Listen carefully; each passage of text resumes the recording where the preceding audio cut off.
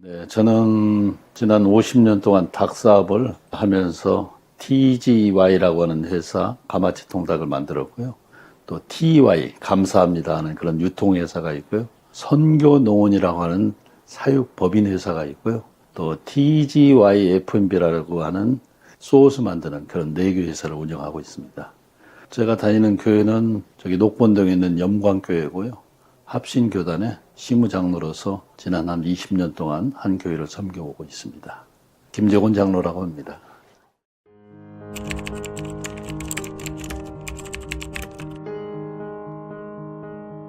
저는 정말 굴곡이 많은 그런 삶을 청소년 때부터 살아왔어요. 왜 성경에 보면은 의인은 7번 넘어져도 다시 일어선다는 그 잠언 24장 16절 말씀이 있거든요. 그리고 우리 홍수환 선수는 권투 선수로서 유명하지만 사전 5기의 신화를 썼잖아요. 저는 어떻게 보면 한 5전 6기의 삶을 살아오면서 하나님의 은혜 가운데 여기까지 잘 살아온 것 같아요. 힘들었지만 지금은 정말 어떤 하나님의 선교의 미션을 많이 주셔서 그런 사명감으로 살아가고 있다고 생각합니다. 네, 저는 전라북도 고창군 고창읍 노동이라고 하는 조그만 농촌에서 자랐는데요. 초등학교 6학년 때까지 하나님이라는 이름을 한 번도 들어본 적이 없고, 하늘님은 들어봤지만, 그리고 더더군다나 예수님, 성령님이라는 이름을 한 번도 들어보지 못하고 유교 집안에서 6학년 때까지 살다가 6학년 초에 갑자기 부모님이 서울로 이사를 오시게 됐어요. 사당동 판자촌, 아주 산동네에서 6식구가 이렇게 굉장히 좁게 옹삭하게 살았던 기억이 있습니다. 부모님은 이제 생활력이 좀 강하셔서 그때부터 시장역에서 노점 장사하시면서 닭을 팔고 생활을 이렇게 유지했어요. 그리고 어느 정도 좀 한 3년, 2, 3년 지나서 가게를 저 이문동 쪽에 이제 하나 마련해서 뭐 이렇게 출퇴근하시고, 또 일이 밀리면은 거기서 어떤 날은 주무시기도 했어요. 제가 이제 중학교 2학년 다니고 있었을 무렵인데, 하루는 이 집안 친척 형님이 얼굴이 아주 사색이 돼서 학교로 달려왔어요. 오셔가지고 하시는 말씀, 너희 아버지 어머니가 어젯밤에 연탄가스로 모두 돌아가셨다고 하는 거예요. 그 당시에는 이제 뭐 연탄가스로 종종 그런 사고들이 좀 있었는데, 우리 집에 그런 불행한 일이 찾아올 줄은 꿈에도 몰랐던 거죠. 그래서 저는 그 소식 듣고 나서 기절하고 말았어요. 그리고 이제 부모님들은 어른들이 이제 고향으로 내려가서 학내를 마쳤는데, 저는 이제 동생들하고 살 수가 없어서 동생들 다 뿔뿔이 흩어지고, 저 혼자서 이제 부모님이 사당동에 얻어놓은 그 방에서 학교를 다니면서 이제 생활하고 있었는데, 뭐 돈도 없고 그러니까 도저히 학교 다닐 수 있는 그런 형편이 못했어요. 결국 학교를 못 다니고 신문만 돌리면서 한 달에 2,000원 받으면서 한 달 동안을 라면만 먹고 살았던 그런 기억이 있어요. 그리고 이제 동생들 생각하니까 계속 눈물만 흐르게 됐고, 무슨 일을 해야 될지도 모르고, 그래서 남대문 시장에 내가 이제 취업을 하게 됩니다. 73년도 16살 때, 어린 나이에 이제 남대문 시장에 먼 친척이 이제 닭 사업을 하시는데, 거기서 지하상가에서 이제 닭 일을 하면서 새벽 4시에 일어나가지고 밤 한 11시까지 일을 했던 것 같아요. 그 당시에는 그 도계법이 없어가지고 사람이 손으로 다 닭을 잡던 때예요. 그래서 손으로 털을 뽑고 내장을 뽑고 하다 보면 이제 뭐 아침이 돼서 거래처에 서울시내 이제 다 이렇게 닭을 배달하고 나면은 겨우 점심에 그냥 허기진 배에 그냥 점심 먹고 좀 자다가 또 일을 뭐 추가 주문 나오면 또 일을 하고, 자전거로 그렇게 일을 하다 보니까 너무 힘들고 미래가 안 보여요. 도저히 거기 있을 때. 어떤 날은 이제 뭐 힘드니까 코피도 많이 흘리고, 그리고 비 오는 날이면 이게 자전거 타다가 넘어져서 죽을 고비도 여러 번 넘기고, 그래서 안 되겠다 싶어서 이제 남대문 시장을 제가 나오게 됩니다. 그리고 명륜동에 있는 경양식집에서 일을 하면서 틈틈이 제가 자동차 운전을 좀 해봐야 되겠다 해서 공부하면서 학원을 좀 다니고, 그리고 나서 1년 후에 자동차 운전면허증을 제가 취득하게 됩니다. 그때가 이제 77년도인데, 그래서 그 이듬해 이제 봄에 제가 택시 운전을 하게 됩니다.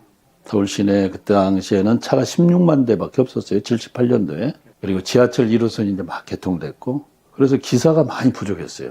그래서 저 쉽게 이제 운전할 수 있었거든요.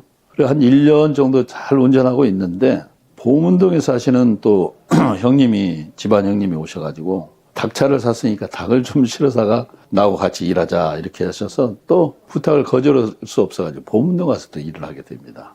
근데 하루라도 빨리 거기를 저는 빠져나와야 되겠다 이런 생각을 했는데 뭐 빠져나오지는 못하고 이제 그렇게 일을 하고 있는데 중학교 동창이 어느 날 찾아왔어요. 찾아와가지고 그 친구는 이제 사당동 사는데 와가지고 자기 아는 고객이 영암교회를 다닌다는 거예요. 바로 길 건너에 안암동에. 그래서 거기를 좀 나가달라고 해서 친구 부탁 들어줘서 이제 그 교회를 제가 나가게 됐어요. 뭐 믿음 없이 왔다 갔다 하는 거죠. 그러다가 해외 취업 붐이 그때 한참 일어났거든요. 80년대, 70년대 후반에. 그런데 그때 저는 이미 좀 이제 자동차 대형 면허증을 가지고 있어서 해외 취업을 좀 하려고 계획하다가 대우건설에서 리비아로 이제 해외 취업을 해서 담프 트럭 시험을 봐가지고 합격을 했습니다. 그래서 가게에 이제 한 15일 전 남겨놓고 한 2년만 가서 일하면은 이제 결혼도 하고 개인 택시를 하나 살 수 있겠더라고요. 그래서 그런 희망을 가지고 이제 잘 준비하고 한 15일 정도 남았는데 그날도 이제 아침에 배달을 가는데 그 기름동에서 이제 삼행동 고개로 올라가다가 인수동으로 가기 위해서 좌회전하려고 제가 서 있는데 삼행동 고개에서 아이들이 이렇게 내려와요. 찬 자전거에 아이들이 둘이 타고 내려오는데 봐도 중심이 좀 이렇게 좀 흔들려서 저는 차를 세워놓고 있는데 제 앞을 지나가다가 브레이크가 안 들었던지 제 좌측에 택시 뒷공문을 들이받아요, 얘들이. 쿵 소리가 나서 차를 한쪽에 세워놓고 내려서 확인하려고 그랬는데 제 옆에 조수가 우리하고 상관없으니까 빨리 가자. 그래서 그냥 왔어요. 그런데 낮에쯤 일 다 끝나고 낮에쯤인데 중앙경찰서에서 저를 호출이 왔어요. 그래서 가서 봤더니 뺑소, 애들 치고 뺑소니 쳤다는 거예요. 뺑소니 친 일이 없다. 그랬더니 목격자가 있다는 거예요. 우리 얘기는 안 들어요. 이 사람 얘기도 필요가 없고 그러니까 거짓 목격자를 세운 거예요. 택시 기사가. 그래서 제가 서대문 구치소를 가게 됩니다. 이게 외국 가야 되는데 외국도 못 가고 이제 서대문 구치소를 가서 누명을 쓴 거죠. 그러니까 너무 뭐 막 미칠 것만 같더라고요. 이게 하루하루 사는 게. 도저히 희망도 없고 그래서 이제 세상을 그만 살아야 되는가 보다 하고 그 사람들을 복수하려고 매일매일 일을 갈고 있었어요. 그런데 어느 날 전혀 눈에 띄지 않았는데 요 반절만한 방에 무슨 파란 책이 보이는 거예요. 책자가 눈에 들어와서 그걸 펼쳐봤더니 마태복음 6장 14절 15절 말씀이 너희가 사람의 과실을 용서하면 하늘에 계신 너희 아버지께서도 너희 과실을 용서하겠지만 만일 너희가 사람의 과실을 용서하지 않으면 너희 죄도 하나님께서 용서하지 않겠다는 말씀이 들어와요. 그래서 이게 용서하라는 말씀인 거구나. 그런데 또 같은 성경을 이렇게 보니까 로마서를 또 읽게 됐어요. 로마서 12장 19절에 보니까 원수 갚는 것이 하나님의 손에 달려있다는 거예요. 그리고 원수가 줄일 때 먹이고 악을 악으로 갚지 말고 선으로 악을 이기래요. 그러면 내 보는 목전에서 숯불을 건머리에 쌓아놓겠다는 거예요. 이게 용서하라는 거구나. 나한테 주시는 말씀으로 가슴속 깊이 있게 절절하게 들어왔어요. 그래서 제가 그날 용서하기로 마음의 결정을 합니다. 그 용서하려고 마음 먹은 그 순간 제 마음에 평화가 왔어요. 왠지 모르는 평화가 왔는데 잠도 잘 자고 그리고 바로 이제 최종 재판이 있어서 판사 앞에 나갔는데 이게 계속 부인 사건이 됐는데 이들을 용서하기 위해서 내가 치고 도망갔습니다. 이렇게 거짓 자백을 했어요.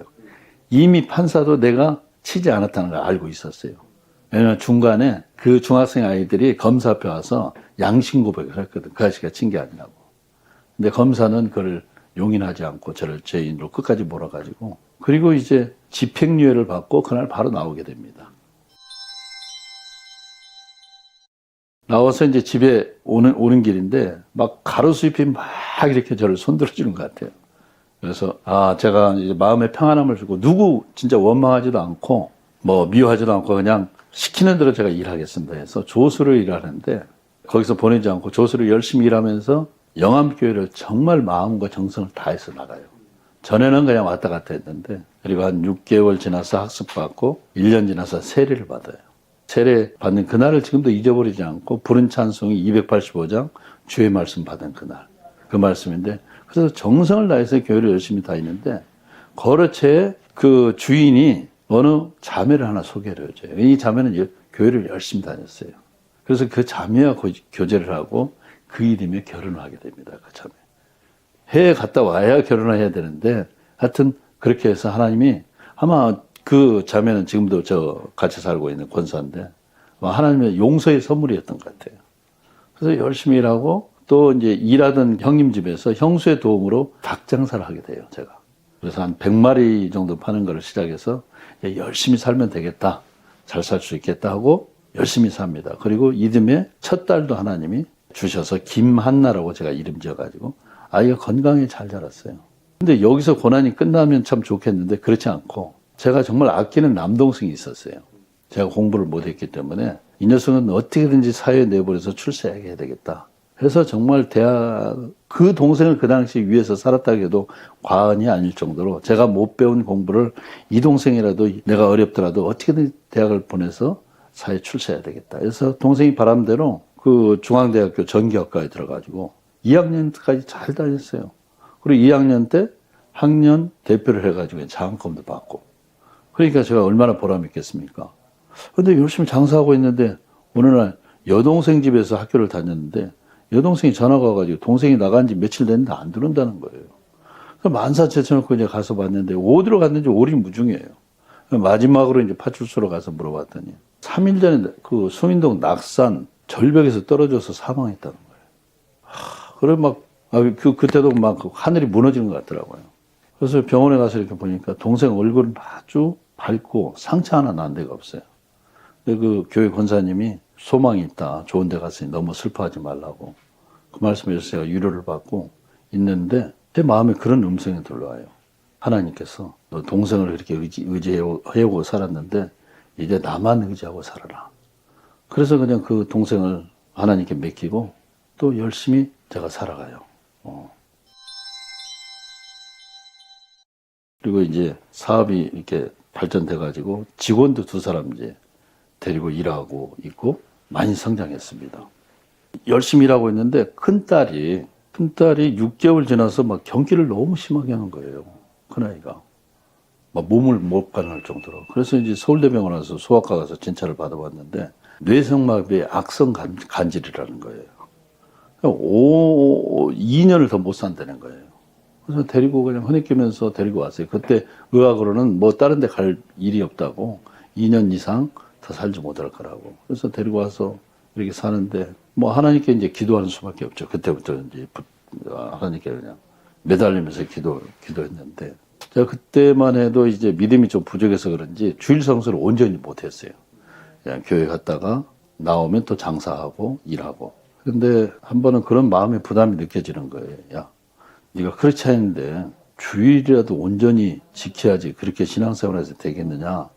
그래서 제가 결단을 하고 거래처에 서울 한 4, 50군데 되는 데를 찾아가 가지고 양해를 구하기 시작했어요. 절반은 떨어져 나갈 거라고 생각했어요. 그때도 막 그 경쟁이 너무 심했기 때문에.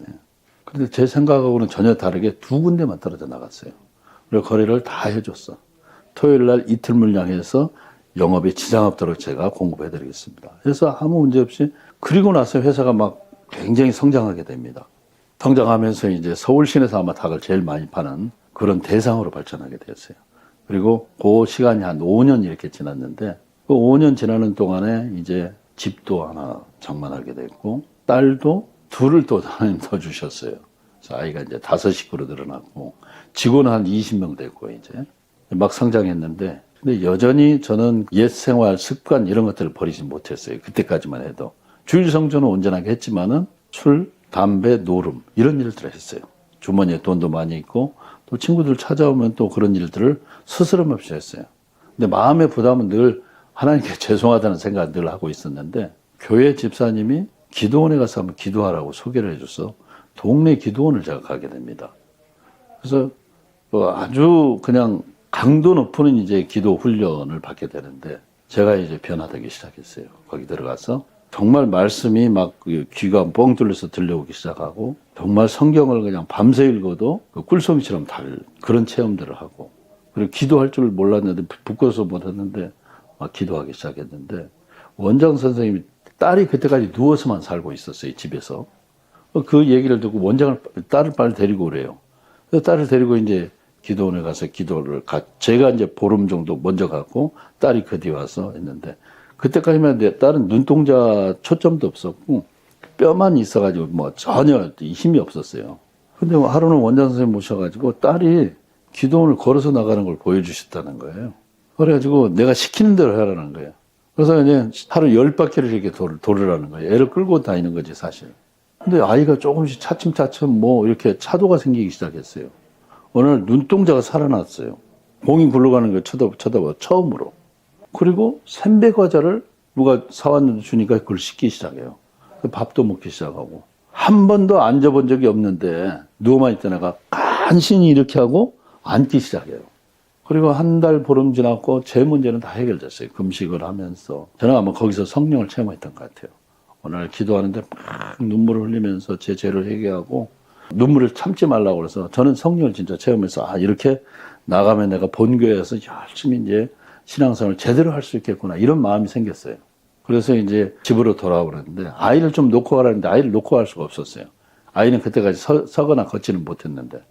그래서 데리고 이제 집에 와서 현관에 내려놨는데 아이가 서기 시작한 거예요. 깜짝 놀랐어요. 그래서 손을 잡으니까 2발짝을 그냥 뛰어요. 그러니까 하나님이 제 믿음 부족하니까 내가 살아있다. 이걸 보여주신 것 같아요.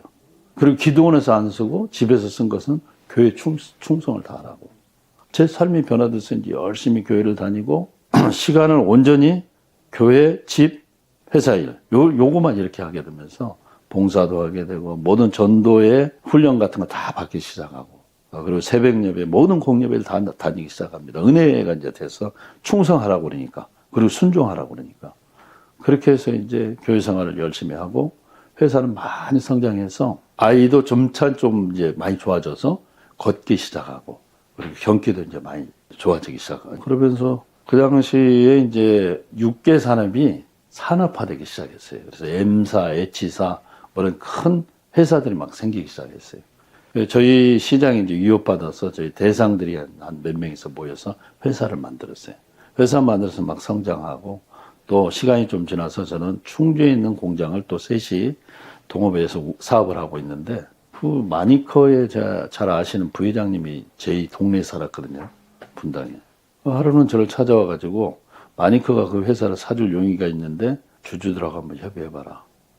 그리고 네가 안정될 때까지 좀 해줘라. 그래서 주주하고 협의하니까 팔겠다고 그래서 마니커에 이제 좋은 값을 주고 팔고 제가 그 회사를 운영하면서 1년만 하고 나오려고 그랬는데 6, 7년을 거기서 하게 돼요. 그걸 놔주질 않아가지고 이제 그런데 어쨌든 그 마니커라고는 큰 조직에 있으면서 경영 수업을 제대로 제가 받기 시작해요. 가방끈이 짧았는데도 불구하고 어떻든 임원 뭐 워크샵이라든가 해서 정기적으로 그런 교육을 받고 큰 조직 생활을 제가 배우기 시작하거든요. 그리고 대표이사로 회사를 키워서 많이 성장했어요. 2011년 갑자기 회사가 다른 회사로 넘어가기 시작해요. 사주에 어떤 문제가 있어가지고. 그래 넘어가가지고 이지바이오라고 하는 회사를 인수해가지고 그 회사가 저한테 또 회사를 좀 맡아서 해달라고 운영을 해달라고 그러는데 제가 이제 그때 나이도 좀 많고 그래서 월급 생활은 그만해야 되겠다. 물론 그때 제가 그 회사 지분도 좀 있고 그래서 이제 월급만 받는 이런 생활은 좀 해야 되겠다. 그만해야 되겠다 하고 선교 농원 법인을 제가 그에 설립을 합니다. 그리고 개인적으로 회사가 필요한 부화장도 제가 개인적으로 좀 만들어서 세를 줘서 그렇게 세를 받고 선교 농원을 해서 한 선교사님 한 10분 정도를 제가 후원하고 저 노후를 준비해야 되겠다 해서 충주에 한 10,000평을 제가 땅을 사고 일부는 계약하고 이렇게 해서 준비를 하고 아무 법적인 문제가 없는데 마을 사람들이 민원을 제기해가지고 뭐 법적으로 하면 문제 없는데 뭐 땅값 떨어진다 냄새 난다 막 해가지고 충주시장이 그 마을에 와서 설명을 해도 뭐 이거 요지부동이에요. 그래서 결국 그 사업을 못하게 됐어요. 근데 저는 처음으로 이제 제가 뭘 계획하는 게 그때 사업이 맥혔는데 이게 막 모든 게 막 이렇게 정신이 다 막 이렇게 무너지면서 막 공황장애까지 제가 알았던 것 같아요. 근데 하나님의 계획하심을 제가 좀 이렇게 믿음으로 그걸 받아들였으면 또 다른 길이 열리겠다 했는데 그런 여유도 없이 이제 뭐 먹고 살지? 회사를 그렇게 좀 해달라고 그러는데 내가 너무 쉽게 그냥 빠져나온 거 아닌가? 좀 부화장도 팔고 이렇게 해야 되는데 너무 성급하게 한 건 아닌가? 물론 기도도 했는데 하여튼 그게 마음대로 안 돼가지고 마지막으로 할 수 있는 거는 기도밖에 없잖아요. 그래서 충주에서 제가 차를 몰고 바로 강남 금식기도 들어가서 일주일 작정하고 3일 금식하면서 기도하는데 이 두려운 마음, 이게 절망감, 이게 사라지질 않아요. 그래서 일주일을 기도하고 오는데 오는 날까지 그 마음에 평안이 없어가지고 마지막으로 기도 30분 하고 왔는데 30분 기도 그래서 하면서 그게 싹 사라졌어요. 아주. 그래서 진짜 평안한 마음으로 차를 운전하고 집으로 오면서 부서제하리 무너져야하리 그 찬양을 듣고 눈물콧물 다 흘리고 그때 하나님이 제게 주신 미션은 뭐냐면 너 다 내려놔 버려. 그러니까 제가 내려놓지 못하고 있었던 게 지금까지 항상 탑에 있었잖아요. 대접받고 있었기 때문에 그걸 못 내려놓게 나서 제가 힘들었던 거예요. 근데 그때 제가 다 내려놓습니다. 그리고 하나님이 그때 제게 주신 두 가지 단어가 있는데 하나님 앞에서 살고 성령 충만해서 살아라. 이런 말씀을 주셨어요. 그래서 제가 그 두 기둥을 붙잡고 그 어려움을 이겨냈어요. 1년 내내 그냥 기도하러 다녔어. 청계산으로 다니고 청계산 여기 사무실에 있던 것도 제가 청계산 기도원을 다니면서 여기가 정이 들었던 거예요. 아침에 가서 산에 가서 기도하고 점심 사 먹고 또 전에 또 기도하고 그렇게 하고 이제 1년 내내 기도하게 하셨는데 뭐 달라진 건 없어요. 그리고 내년에는 이제 제가 옛날에 택시 운전 경험이 있으니까 택시 운전이라도 해서 식구들 밥 먹고는 살아야 되겠다 이 생각했어요. 다시 이 닭어깨로 오리라는 생각지도 않고 다 잊어버렸어요. 근데 그 해에 한 12월 정도 이제 한 해가 다 저물어 가는데 전화가 한 통 와요, 제 핸드폰에. 그래서 보니까 이제 우리 이 같은 업계에 있는 친구인데 김포에서 도계업을 하고 있는 친구인데 이 친구는 자기 동생이 프랜차이즈를 하기 때문에 공장 가동을 하는데 그 외부에서 닭을 사다가 이제 자기 동생한테 납품을 하는데 가동률이 없으니까 그 공장을 맡아서 좀 운영을 해달라는 거예요. 같이 동업을 하든지 인센티브를 주든지. 그래서 저는 그게 즉각적으로 오는 게 이게 하나님의 응답이구나. 기도의 응답이라는 걸 즉각적으로 알 수 있었어요. 그래서 제가 놀고 있으니까 흔쾌히 가서 이제 2012년도 1월 2일부터 거기 이제 영업본부장으로 이제 취직을 하게 됩니다.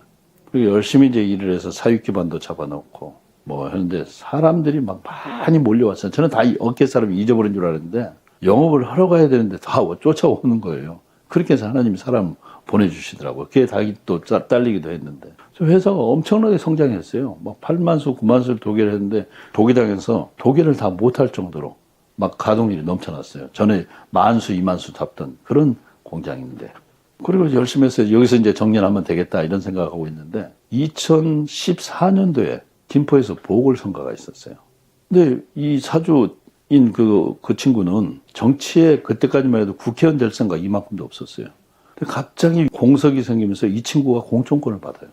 그래가지고 2014년도 4월달에 보궐선거에 나갑니다. 10,000표 차로 당선이 돼가지고 국회의원이 돼요. 이건 좀 이변이었어요, 사실.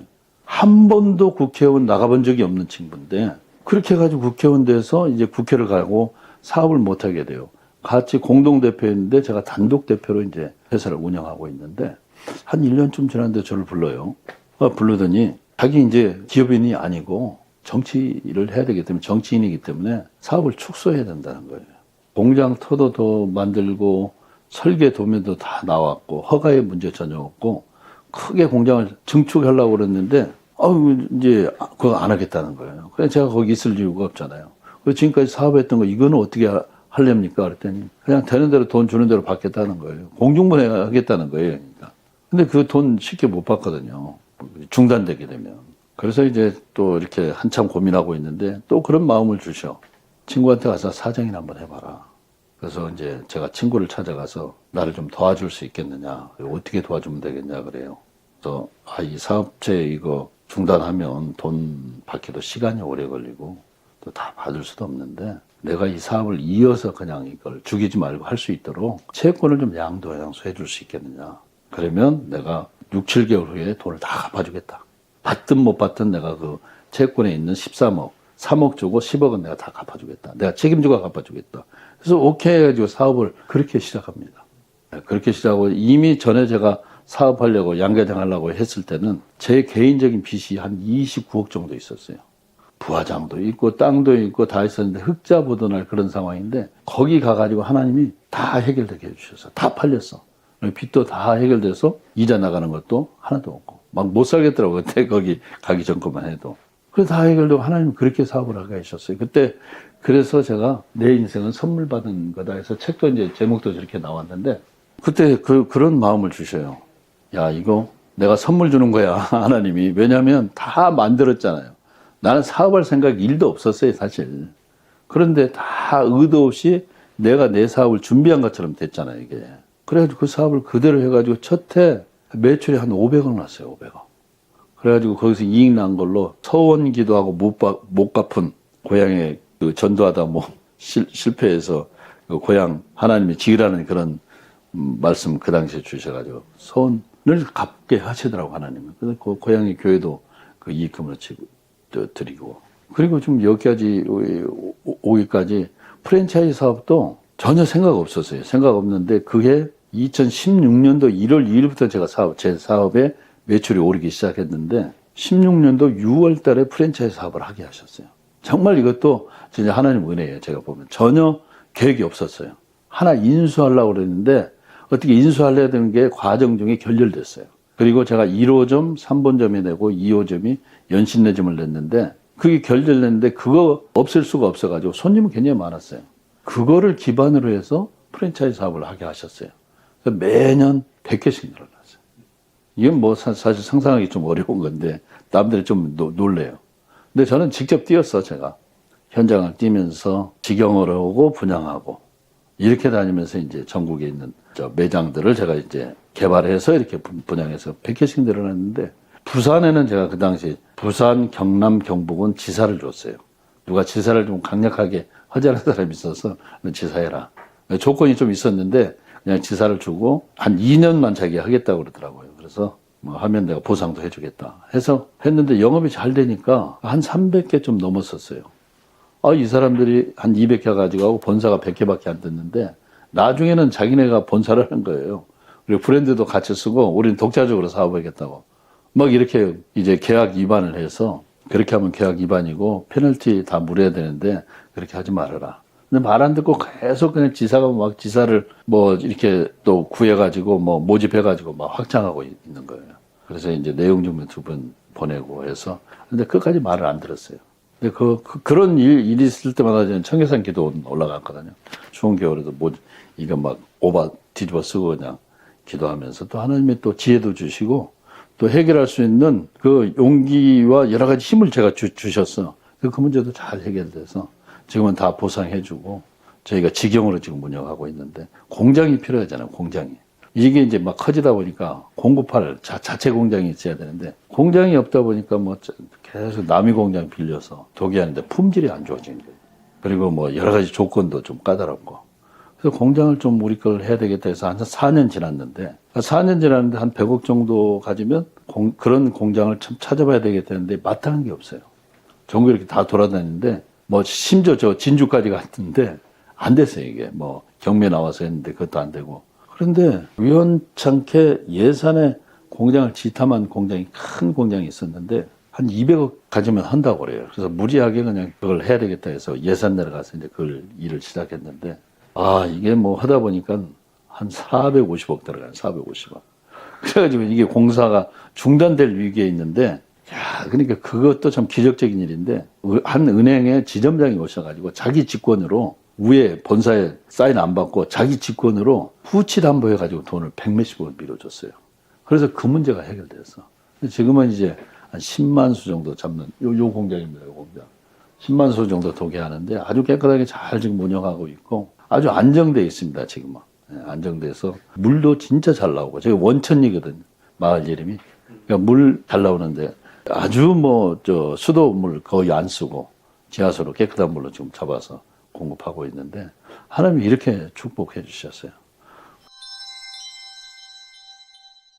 그리고 이제 제가 한 3년 있으면 저는 이제 경영 활동에서 물러나려고 그래요, 사실.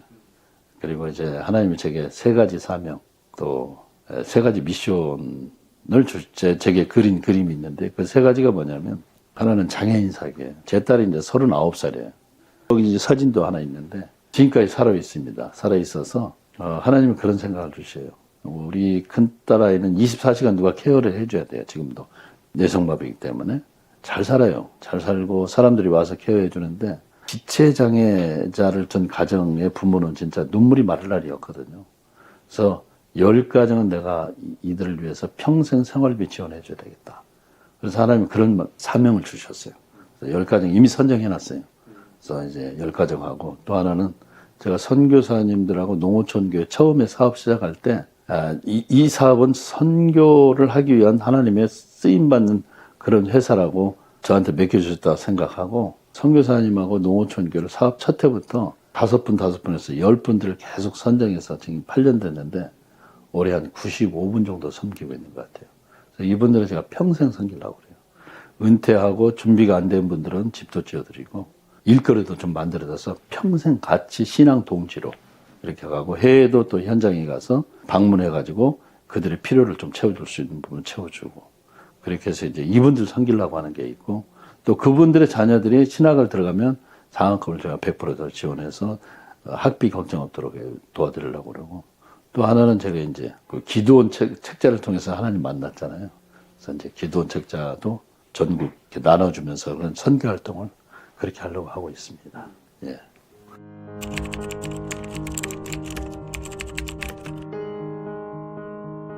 정말 저희는 닭을 씻는 과정이 있어요. 그 냉각 과정이 있는데, 이 프랜차이즈의 닭을 전에 다른 도기장에서 공부하다 보니까 핏물이 다 가시질 않아요.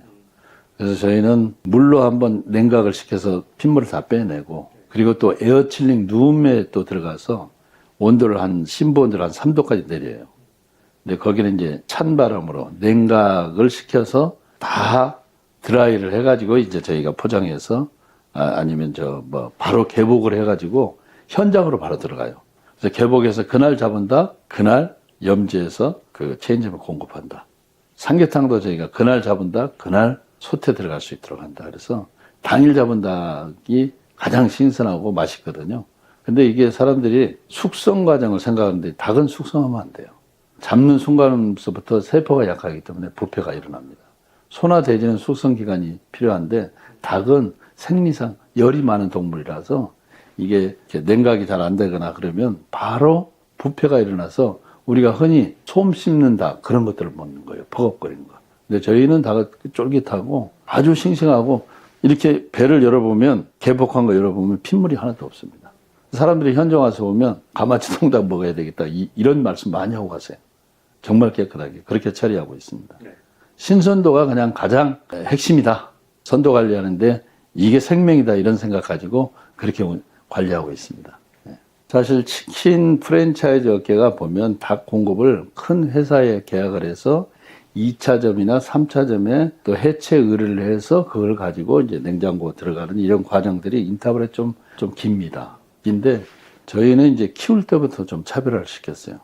키울 때 사료에다 유황사료를 섞어서, 유황사료는 굉장히 뼈를 강하게 하는 거고 건강하게 닭을 키울 수 있는 사료가 될 수 있거든요. 그래서 그걸 넣어가지고 저기 사육을 하고, 그리고 그 사육한 닭을 저희 공장에서, 자체 공장에서 도계해서 가공장으로 바로 갈 수 있도록 하는데, 전 공정 과정이 다 자동화 시설로 했습니다. 가능하면 저희가 사람 손이 덜 가도록 이렇게 해서 자동화해서 신선하게 보내자. 이런 게 차별화인데, 결국 이제 저희가 시작한 지 뭐 그렇게 오래되지는 않았지만 이런 것들을 계속 강화해서 이 소비자의 식탁에 올라가는 시간을 최소해서 줄여나가는 이 작업을 계속 지금까지 지난 8년 동안 해오고 있고 앞으로도 그렇게 해나갈 것입니다.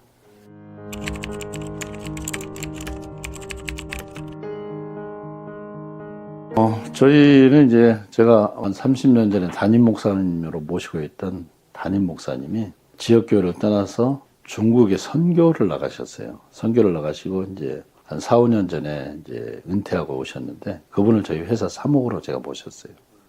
사목으로 모셔서 직장인들이 사실 그 직장 다니는 크리스찬들이 교회나 가정에서는 예배를 드릴 수 있는데 직장에서 예배 드리는 게 많지는 않잖아요.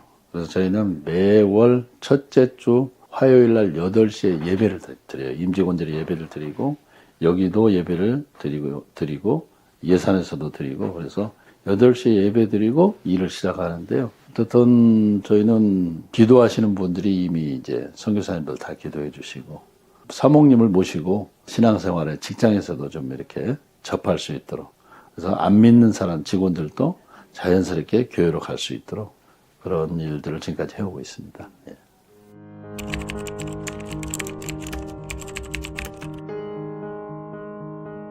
예, 올해부터 저희가 저출산해서 출생하는 가정 우리 직원들한테 출산 비용으로 200만 원을 지원해주고 있습니다. 예. 출산 장려 정책으로 축하금으로 드리는 거죠. 지금까지 못했어요. 못했는데 이제 좀 회사도 어느 정도는 그런 일을 할 수 있는 그런 여건들이 돼서 지금 계속 이 일을 좀 끝까지 하려고 그렇게 하고 있습니다. 올해부터 처음 시작했습니다. 예.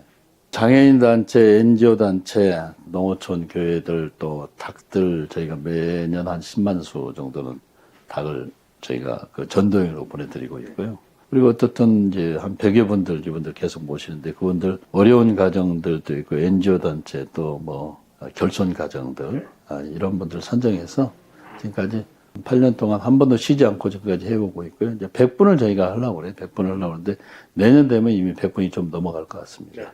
예. 저희 회사 이제 사훈이 정직과 성실이에요. 잠언 11장 3절에 있는 말씀인데요. 정직한 자의 성실은 자기를 인도하거니와 사악한 자의 폐역은 자기를 망하게 한다 해서 정직 성실을 딱 회사 사훈으로 정해놓고 그걸 이제 저희 자본 없이 시작했거든요. 정직 성실이 자본이면 된다. 그래서 이걸 가지고 이웃 사랑으로 나눔을 좀 실천하자. 그래서 그 일들은 지금 비전으로 삼고 지금까지 해오고 있습니다. 네.